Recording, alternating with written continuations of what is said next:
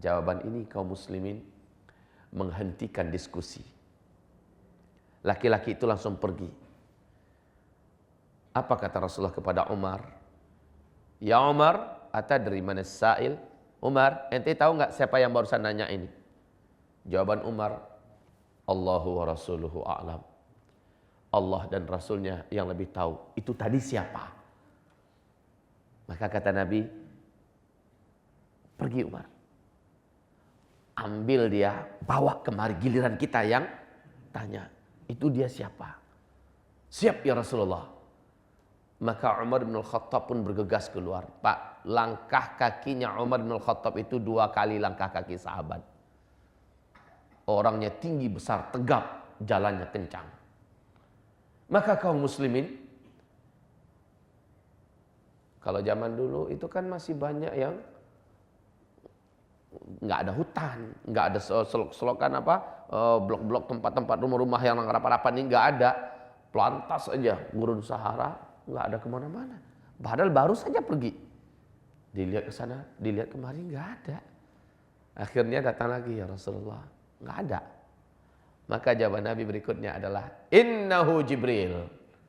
Itu tadi adalah malaikat Jibril. Atakum liyu'allimakum dinakum. Dia datang kemari untuk mengajarkan kepada kalian isi agama ini. Jadi isi agama ini adalah Islam, iman, ihsan, dan amaratus sa'ah.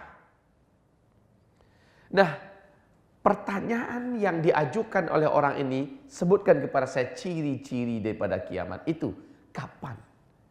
Maka Nabiullah SAW menjawab, apabila engkau menemukan zaman pada zaman itu yang sebelumnya penggembala ternak, miskin-miskin, bertelanjang dada, tidak memakai alas kaki, membawa ternaknya ke bukit-bukit, ke lembah-lembah mencari makanan buat ternaknya. Tiba-tiba saja mereka menjadi orang-orang kaya yang berkuasa dan berlomba-lomba membangun gedung-gedung yang tinggi. Subhanallah kaum muslimin. Subhanallah. Saat kita menilai dan melihat kepada hadis ini, mana pernah di zaman Nabi itu ada gedung-gedung tinggi? Enggak pernah, Pak. Tidak pernah. Gedung bertingkat pun tak punya, Pak. Zaman dulu itu, bangunan-bangunan manusia pada masa itu di sana ibaratnya bata-bata yang disusun dibuat macam petak saja, Pak. Kayak kardus, ceplek, selesai. Ada pintunya, syaratnya sedikit. Begitu. Tidak ada itu bangunan-bangunan bertingkat. Tapi dalam hadis ini, yatatawaluna fil bunyan. Sekarang silahkan Bapak saksikan. Sebagaimana dinyatakan dan dijelaskan oleh Syekh Dr. Muhammad Al-Uraifi atau Al-Arifi, beliau menyebutkan kondisi penguasa Jazirah Arab, khususnya Arab Saudi hari ini. Jazirah Arab itu Pak termasuk Qatar, termasuk Emirat, ya, Arab Saudi, ya. Ini semuanya dulunya mereka adalah para penggembala ternak sebelum minyak ditemukan. Mereka adalah penggembala ternak, terkenal sebagai negeri yang ala kadarnya apa adanya. Setelah minyak ditemukan, setelah runtuhnya Khilafah Utsmaniyah pada tanggal 13 Maret 1924, maka berdirilah Al-Mamlakah Al-Arabiyah As-Saudiyah. Perhatikan sekarang. Masya Allah, hamba-hamba Allah yang kami muliakan. Lihat siapa yang pergi ke sekitar Madinah, Masjid An-Nabawi, dan apa yang ada di sekitar Masjid Nabawi, Pak. Hotel-hotel megah, mewah-mewah, tinggi-tinggi. Silakan pergi ke Riyadh. Lihat, kita lupa kalau kita sedang ada di Arab Saudi, Pak. Metropolitan canggih, gedung-gedungnya sangat menawan. Sekarang seluruh kota-kota Qatar, Dubai, pergi saja kemana ingin kita pergi, Pak. Maka kita akan temukan, Masya Allah, kota-kotanya sudah seperti Eropa. Bangunan-bangunannya mewah-mewah. Kaum muslimin, gedung tertinggi di dunia saat ini didirikan di mana? Saat ini. Yang sudah selesai di Dubai. Disebut dengan Burj Al Khalifah. Ya. Tingginya lebih 800 meter. Tapi kaum muslimin, hari ini pemerintahan kerajaan Arab Saudi sedang mendirikan gedung tertinggi di muka bumi. Tingginya 1,2 kilometer. Diperkirakan 2018 rampung. Di mana didirikan? Di Jeddah. Sedang berjalan sekarang. Mega proyek yang paling fenomenal seluruh dunia. Masya Allah. Coba lihat sekarang di sekitar Masjidil Haram di Mekah. Sudah berdiri hotel yang sekarang ini bisa-bisa akan mengalahkan keagungan dan keindahan Masjidil Haram itu sendiri. Yaitu Tower Zamzam. Masya Allah. Yatatawaluna fil bunyan. Mereka berlomba-lomba membangun gedung-gedung yang tinggi. Sebelumnya penggembala ternak. Artinya apa yang diceritakan oleh Rasulullah di dalam hadis ini lebih 14 abad yang lalu kita menemukan buktinya saat ini. Subhanallah, ma'asyiral muslimin, hamba-hamba Allah yang kami muliakan. Tapi kabar baik untuk kita semua bahwa Rasulullah SAW bersabda, tidak akan menemukan kiamat itu umatnya. Tidak akan menemukan kiamat itu umatnya. Selagi di bumi ini masih ada yang beriman kepada Allah walaupun tinggal satu orang. Selagi di bumi ini masih ada yang melafazkan kalimah Allah walau hanya satu orang, Allah akan menunda kiamat itu 40 tahun lagi. 40 sanatan. Sementara jumlah umat Islam di muka bumi ini sampai 1,6 miliar. Artinya, wah kayaknya kalau begitu memang masih lama.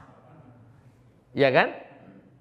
Pasti kita akan mengatakan masih lama. Wong satu orang saja di bumi ini masih ada yang melafazkan kalimat Allah, beriman kepada Allah, Allah tunda kiamat itu 40 sanah, 40 tahun lagi. Cuma kaum muslimin, kita tidak boleh mengambil hadis sepotong-sepotong. Yuk kita rampungkan. Semoga seperti yang disampaikan oleh Ustaz kita tadi, waktunya cukup. Hamba-hamba Allah yang kami muliakan, tanda-tanda kiamat itu ada tanda-tanda kiamat kecil, ada tanda-tanda kiamat besar. Kiamat tidak akan terjadi sebelum tanda kiamat besar muncul. Tanda besar kiamat itu ada 10. Hadisnya tumpang tindih kaum muslimin. Tertib yang benar tidak akan kita temukan dalam satu kelompok hadis. Makanya Syekh Dr. Muhammad Al-Muqaddim di dalam kitab beliau Mausu'ah Al-Fitan wal Malahim yang telah diterjemahkan ke dalam bahasa Indonesia, ensiklopedi akhir zaman, seluruh ulama-ulama ahli hadis, pandangan-pandangan mereka tentang hadis, tertib hadis yang mereka susun dimuat di sana. Lalu biiznillahi ta'ala tertib tanda besar hari kiamat itu ada 10, diawali dengan Dajjal keluar. Sebelum Dajjal keluar, maka tanda yang lain tidak akan muncul. Tapi kaum muslimin, kalau Dajjal sudah keluar, maka seluruh tanda-tanda yang lain akan menyusul dengan cepat. Rasulullah menyebutkan harazatun manzumatun fi silk iyuqta'u silkun yatba'u ba'duha ba'da. 10 tanda besar kiamat itu seperti butiran-butiran batu marjan yang di tengah-tengahnya ada lubang, lalu ditautkan antara satu dengan yang lain dengan tali. Kayak biji tasbih gitu, Pak. Ya. Bagian ujungnya dikasih simpul supaya dia tidak bisa keluar. Yuqta'u silkun, ketika ujungnya itu dipotong, meluncurlah satu butir. Betul tidak? Yuqta'u silkun yatsba'u ba'duha ba'da. Maka yang lainnya akan saling menyusul dengan sangat cepat. Kalau Dajjal sudah keluar, maka tanda yang kedua langsung muncul. Tanda yang ketiga tidak lama kemudian terjadi. Tanda yang keempat pun eksis. Dan seterusnya. Dan itu sangat cepat. Alhamdulillah, sekarang Dajjal belum keluar. Ma'asyiral muslimin, setelah Dajjal, yang kedua Nabi Isa turun. Hanya Nabi Isa yang diberi mandat oleh Allah untuk membunuh Dajjal. Tidak ada yang lain. Pernah di masa Umar bin Khattab bersama Rasulullah, melihat Ibnu Sayyad. Fenomena tentang hadis Ibnu Sayyad ini Pak, sampai ke tingkat mutawatir. Ibnu Sayyad seorang lelaki yang hidup zaman Nabi, ciri-cirinya agak mirip dengan ciri-ciri yang Rasulullah ceritakan tentang Dajjal. Ibnu Sayyad ini melesat dari satu batang kurma ke batang kurma yang lain dengan kecepatan yang tidak lazim yang dimiliki manusia. Begitu cepatnya. Umar bin Khattab berkata, ya Rasulullah, kayaknya ini mirip Dajjal seperti yang kau ceritakan. Maka dia pun menghunus pedangnya. Ngapain kamu, kata Rasulullah? Biar saya bunuh dia. Kata Rasulullah, ya Umar, jika itu Dajjal, bukan kamu orang yang mampu membunuhnya. Bukan kamu orang yang mampu membunuhnya. Karena satu-satunya manusia yang dipersiapkan Allah mampu membunuh Dajjal adalah Nabiullah Isa alaihissalam, dan itu nanti. Yang kedua kata Rasul kepada Umar, kalau itu bukan Dajjal, maka tidak ada untungnya bagi kamu membunuhnya. Di akhir hayatnya Umar bin Khattab, dia masih bersumpah, demi Allah saya sangat yakin bahwa Ibnu Sayyad itu adalah Dajjal. Hafsah menyepakati apa yang dikatakan oleh ayahandanya. Bunda Aisyah juga menyatakan demikian. Bahkan Abu Dzar Al-Ghifari, semoga Allah memberi ridha kepada mereka seluruhnya, sepakat Ibnu Sayyad itu adalah Dajjal. Baik kaum muslimin, namun belum menjadi keputusan para seluruh sahabat bahwa yang Dajjal itu sudah keluar, yakni Ibnu Sayyad orangnya. Ini masih khilafiyahnya tinggi, tidak usah kita bahas itu. Karena Dajjal hanya akan muncul nanti di akhir zaman. Ini akidah yang sudah menjadi ijma' para ulama salaf. Nah kaum muslimin, setelah Nabi Isa turun, dibunuhnya Dajjal. Kemudian barulah Ya'juj Ma'juj lepas. Barulah Ya'juj Ma'juj lepas. Maka Ya'juj dan Ma'juj hanya Allah yang mampu membinasakan. Nabi Isa, Imam Mahdi angkat tangan. Bahkan mereka terkepung di atas puncak bukit Tursina. Hanya Allah yang mampu menghabisi Ya'juj dan Ma'juj.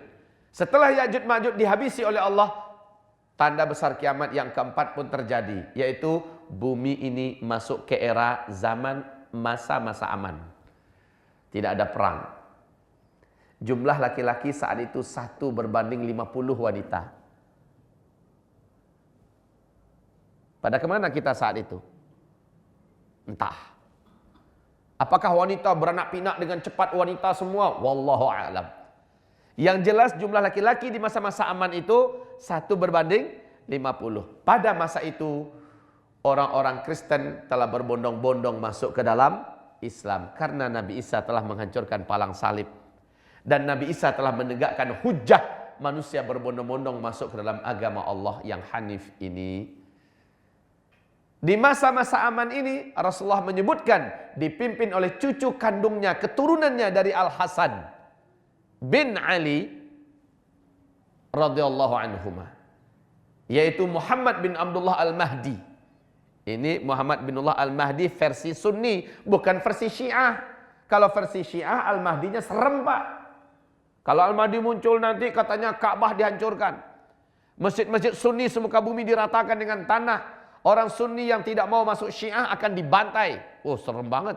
Lalu kalau Mahdinya muncul, Bunda Aisyah dibangkitkan dari kuburannya, Abu Bakar dan Umar dibangkitkan dari kuburannya, disiksa sampai hari kiamat. Alhamdulillah Imam Mahdi macam itu tidak akan pernah ada. Karena hadis mereka palsu semuanya. Namun Al-Mahdi yang dijanjikan oleh Rasulullah SAW, inilah nanti yang akan mendampingi Nabi Isa, dan beliaulah yang diangkat menjadi khalifah terakhir di muka bumi ini. Kaum muslimin yang kami muliakan, di masa aman ini wanita sendirian berjalan kaki dari Hadratul Maut, dari Hadramaut menuju ke Masjidil Haram, seorang diri berjalan kaki tanpa ada muhram, aman pergi, aman pulang, saking amannya masa itu. Emas melimpah ruah, kekayaan di mana-mana, manusia di dalam keadaan sesubur-suburnya. Hewan yang buas pun tidak akan mau menerkam domba yang tercecer dari komunitasnya. Betul-betul tidak ada perang. Makmur manusia semakmur-makmurnya. Tapi kata Rasulullah, masa itu tidak lama. 7 atau 8 tahun saja. Di riwayat yang lain 9 tahun. Antara ini 7, 8 atau 9 tahun saja masa ini berlalu, dan pada masa ini pula lah akhir daripada umur umat Islam. Maksudnya apa? Setelah masa-masa aman, Allah datangkan tanda besar kiamat yang kelima. Terbitnya matahari dari sebelah barat. Dan ini tidak boleh diterjemahkan dengan terjemahan interpretasi yang liar. Karena alhamdulillah dalam Sahih Muslim, Rasulullah menyebutkan memang benar-benar fisik matahari ini yang meninggalkan orbit angkasa raya, sujud di bawah arasy Allah. Maka ditinggalkanlah tempatnya dan posisinya oleh matahari. Ada yang coba-coba menerjemahkan secara liar kaum muslimin. Matahari terbit dari barat itu maksudnya Islam itu akan besar dan kembangnya nanti keluarnya nanti dari Amerika, dari Eropa. Lihat aja sekarang orang udah boleh berbondong-bondong masuk Islam. Enggak gitu. Ada hadis sahih yang dimuat dalam kitab Sahih Muslim tentang matahari yang dimaksud itu benar-benar nanti dari barat. Dipanggil oleh Allah. Lalu matahari ini sujud dalam waktu yang cukup lama. Di bumi manusia merasakan gelap seperti kalian merasakan panjangnya malam semalama 3 malam berturut-turut. Baru esoknya matahari terbit dari arah barat. Tapi matahari itu hanya terbit sampai pas di puncak langit, artinya pas tengah hari saja. Lalu dia tenggelam kembali seperti biasa tenggelamnya di sebelah barat, besoknya terbit sebelah timur. Udah seperti biasa. Hanya sekali saja, Pak. Setelah itu muncul tanda besar kiamat yang keenam, yakni keluarnya binatang raksasa yang Allah ceritakan dalam Al-Quran, disebut dengan dabbatul ardi. Binatang ini muncul 3 kali di tempat yang berbeda, membawa tongkat Nabiullah Musa alaihissalam dan cincin Nabi Sulaiman. Di tangan binatang ini manusia-manusia yang tersisa dan masih hidup di bumi diberi tanda olehnya. Adapun orang yang beriman, maka dia menjadi cahayanya, wajahnya menjadi putih, bersih, bercahaya. Adapun orang yang kafir, wajahnya menjadi hitam, legam dan gelap. Kemudian binatang itu pun menghilang. Muncullah tanda besar kiamat yang ke-7, yaitu bertiupnya angin lembut dari negeri timur, kata Rasulullah. Di riwayat yang lain dari Yaman. Dan angin ini akan menjemput seluruh orang-orang yang masih beriman kepada Allah. Maka disentuh oleh angin itu, maka orang ini pun meninggal di tempat saat itu. Seluruh orang yang kenal dengan Allah, yang beriman dengan Allah, meninggal secara serentak semuka bumi. Maka sejak saat itu, Pak, tidak ada lagi orang yang kenal dengan Allah Subhanahu wa ta'ala. Tidak ada lagi orang yang bisa melafazkan kalimat Allah. Yang tersisa di muka bumi adalah syirarul khalq, muswaddah wujuhum, sejahat-jahat manusia yang tersisa di muka bumi. Hitam-hitam wajah mereka, tidak kenal dengan Allah sedikit pun saja. Di tengah-tengah mereka lah terjadi 3 tanda kiamat besar lainnya, yaitu penenggelaman bumi sebelah timur. Termasuk kita ini bumi sebelah timur ini, Pak. Ya. Kemudian tanda besar kiamat yang ke-8, yang ke-9, penenggelaman bumi di sebelah barat. Itulah dia Amerika, Eropa dan sebagainya. Dan yang ke-10, keluarnya api raksasa dari bumi Yaman yang menggiring manusia yang masih tersisa menuju tempat kiamatnya, yaitu ke Syam. Api raksasa ini kaum muslimin, mari kita uraikan sedikit demi sedikit. Dimulai dari apa tanda besar kiamat? Dari Dajjal. Apakah Dajjal masih lama untuk keluar? Jawaban yang paling benar adalah Allahu a'lam. Tapi tanda-tandanya ada tidak? Ada. Sudah azan kah orang? Baik. Kaum muslimin yang kami muliakan, apa tanda-tanda Dajjal itu akan keluar? Masya Allah nih kaum muslimin. Dalam hadis yang sangat panjang, salah seorang sahabat yang dulunya terdampar di sebuah pulau di laut Yaman, namanya adalah Tamim Ad-Dari. Waktu terdampar dengan 20 awak kapalnya di pulau itu, dia masih begini, Pak. Masih beragama Nasrani. Saat terdampar di sana, kami dikepung oleh ombak laut yang sangat tinggi. Kami tidak mampu mengatasi keadaan ini. Dan akhirnya kami terdampar di sebuah pulau. Lalu kami turun.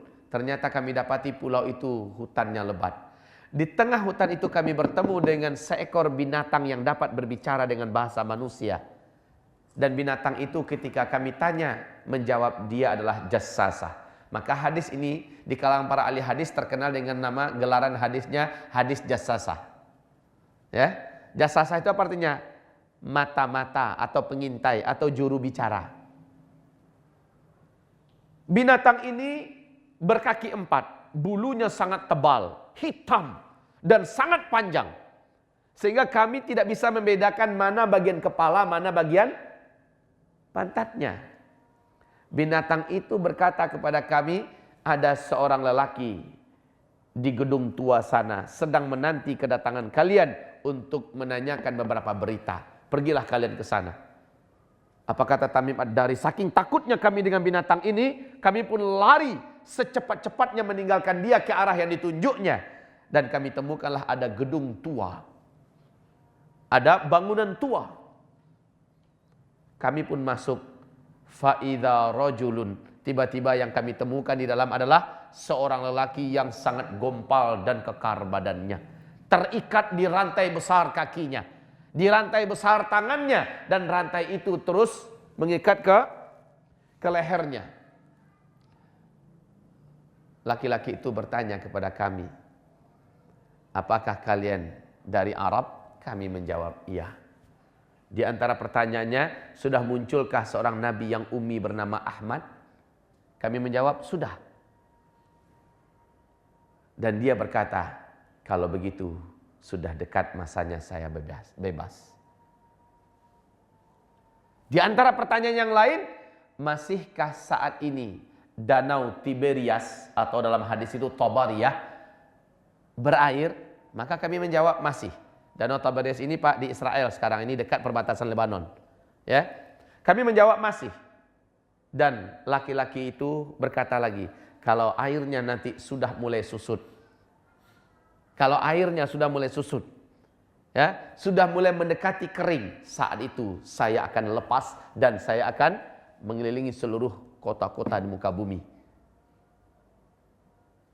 Ada satu isyarat, yaitu Nabi Muhammad diutus. Berarti dekat lagi masa yang saya keluar. Kemudian beliau mengatakan, kalau Danau Tiberias airnya mulai menyusut, kemudian mendekati kering, saya lepas, saya bebas, dan saya akan mengelilingi seluruh permukaan bumi ini. Silahkan bagi yang memiliki teknologi dalam bentuk iPad, tablet, yang ada internet di rumahnya, silahkan Pak. Di ini ada beberapa foto nyata dari Danau Tiberias sekarang. Foto-foto Danau Tiberias yang ada di Israel sekarang ini kaum muslimin. Danau ini kedalamannya hanya 45 meter dari permukaan sampai ke dasar. Hanya 45 meter. Ini sumber air dan sumber kehidupan Israel. Dan mereka juga membuat bangunan-bangunan seperti surga dunia di sekitar Danau Tiberias ini. Sebagai tempat istirahatnya para petinggi-petinggi Israel dan pembesar-pembesar dunia. Mereka pergi kemari. Tapi Pak, kaum muslim yang kami muliakan, danau ini sekarang telah menyusut airnya lebih daripada 16 meter. Dari permukaan atas. Anda juga bisa mengunjungi Facebook kami di facebook.com/amanahinsanmadani. Atau bisa tonton kami di youtube.com/sahabatyamima. Dan follow Twitter kami di twitter.com/@sahabat_yamima. Sahabat Yamima peduli dan memahami.